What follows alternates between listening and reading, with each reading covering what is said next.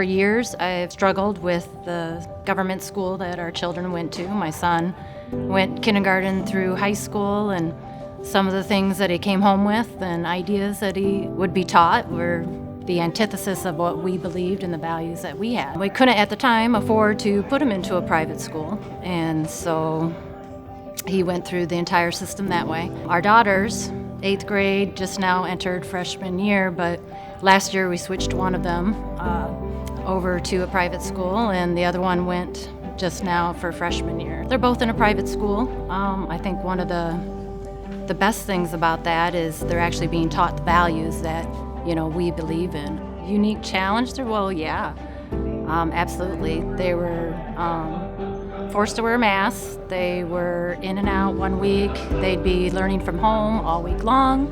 Next week, it would be a couple days at school, a couple days at home, and it just kept going back and forth, back and forth. We never knew, couldn't plan for it. It caused a lot of anxiety because they just weren't sure what was going to happen. They, especially for the long periods when they weren't in school, they weren't with their friends and getting that socialization, and it's just frustrating overall. Parents should be able to direct their children's education, and every parent, no matter what your financial ability, you should be able to choose the education that your child gets. We didn't find out that they were going to be completely virtual or what their schedule was going to look like up until 2-3 days before school started. We did pull our kids from the public school, and we did homeschooling for the first year through COVID. And then while that was occurring, we were looking into other options to ensure that come the following year that our kids would be able to have an in-school opportunity to learn, because that's what they wanted.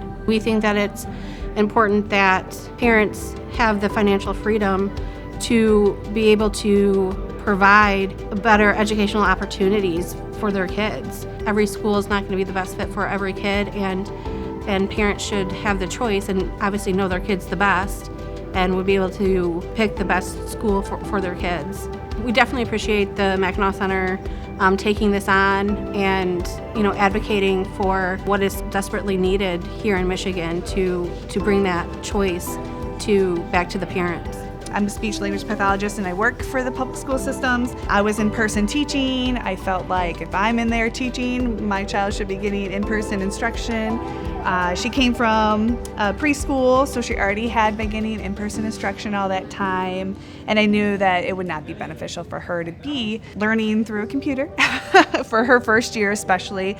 We really wanted her to have a solid foundation for education, build that so that she could do whatever in her future, whatever that holds. The option was to either do virtual and send her to a daycare where she would be in her daycare's gym, learning from a computer, still having opportunities with peers, but not like a school, or look into a private option, which we never really thought of, mainly because of the money. We were kind of hoping to get a little break from spending money on education or anything for her with going with daycare for the first 4 years of her life. But we also knew how important it was for her to be in school. We ended up getting into Kalamazoo Christian, and we were very lucky. They were very accommodating. We did a tour before we went in, and they took COVID very seriously, and they still do. I really strongly believe in school of choice, and I think the idea of having that within the public school system, that you could also seek out a different public school within that school of choice, but expanding that, because I know some kiddos just cannot make the gains they can in a public school versus a private school, and oftentimes families don't realize they have that option or they can't afford that option. So it's kind of nice to open the door for families that never really thought of it as an option, and we were actually one of those as well. I don't know what the future holds for my kiddos. I don't know if they're going to go to college or anything like that, so putting money into the savings account is really nice, but I'm going to let them kind of choose their path. And right now I can choose and influence her education, so using those funds currently would be more beneficial now because it will impact her for the long term. The Mackinac Center posted a question about if we've pursued school of choice or how COVID has impacted us in education. That's kind of where it all started, so I never really thought about this being an initiative until we kind of had more questions. So it was really nice to see that this was actually a real big issue that I wasn't aware of until the Mackinac Center kind of brought that to my attention. And I was like, oh, I guess I never really understood the background of it. It's so important for that money to go toward her education and to support the school. And I think that's a really nice effort to keep those funds with the student. But I really appreciate the Mackinac Center supporting our parents. 2 weeks before school opened, Royal Oak decided they were not going to open for in-person schooling. They didn't let us go to school for 7 months. And during that time, I reached out to everyone I could think of with letters and asked for help to get our schools open. And they finally opened at the end of March when their funding was threatened. That's when I started inquiring about real school choice and why we couldn't do that here in Michigan so that we could get help. Because if I could have afforded it, we would have gone to a private school and they would have had a normal kindergarten year. Instead, they had to do computers. And as you can imagine, how fun that could be with kindergartners, like they can't even sit here. It was just a struggle, and it was very sad to see. They hated it. They cried every morning. They didn't like learning anymore, and it was heartbreaking to see. So I kind of decided that this was a mission I wanted to take on so that we're never put in a position like that again, nor should any family be put in that position. It seems to be all about the money, so they only react when funding is threatened. Last year, I did reach out to the Mackinac Center asking for help to get real school choice, and they took it on. So I just want to say thank you, and I'm happy to be a part of this cause. It's coming up now for a couple reasons. We've had incredible societal change with COVID and cultural matters. It's leaving a lot of people looking into what's going on with their public schools and having some questions about whether or not the choices they're making are the correct ones. There's also some legal developments that have happened. There's a lot of federal constitutional matters where public school choice has come up, and we're seeing the courts beginning to explore this stuff. So all of these things together made it the right time to file this lawsuit.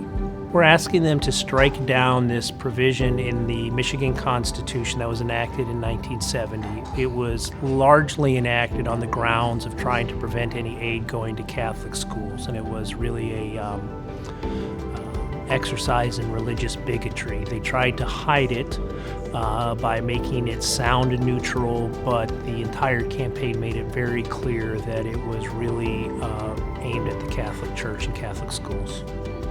What happens next is Michigan joins the majority of states in the country that allow for school choice and allow some aid to be given to private school to help parents send their children to private schools if they believe that's the better option for them. Michigan would need to enact some legislation in order to do that, but what this does is it removes a big impediment to that legislation. Michigan, perhaps more than any state in the union, is behind in school choice matters because of this constitutional amendment. So we need to the federal constitution to trump it, and that would allow us to catch up with our neighbors about school choice matters. I'm here to make sure that zip codes and parental wealth no longer determines the future of our kids' education. Starting over 100 years ago, the Blaine Amendment was instituted throughout our country as an attack against Catholicism. Our history of opposing school choice in education is rooted in anti-Catholic sentiment. Over a 100-year period, that's kind of stayed intact as a result of that. Beginning 30, 40 years ago, our leaders here in Michigan started taking steps to provide parents more opportunities and more choice in what their children can and can't do from an educational standpoint. And that brings us to today, where we have a little bit of school choice. You know, if you want to go to a different public school, you can send your kids to a different public school, and that's about it. That's the extent of it. And so what we're trying to accomplish now is to ensure that students have the resources available to them in order to get caught up from falling behind as a result of the pandemic, or have the opportunities to participate in career technical education, or participate in advanced placement courses, or participate in private schooling. This isn't about teachers. This isn't about public school. This isn't about private school. This is about our kids. This is about ensuring that our kids have the opportunity to educate themselves.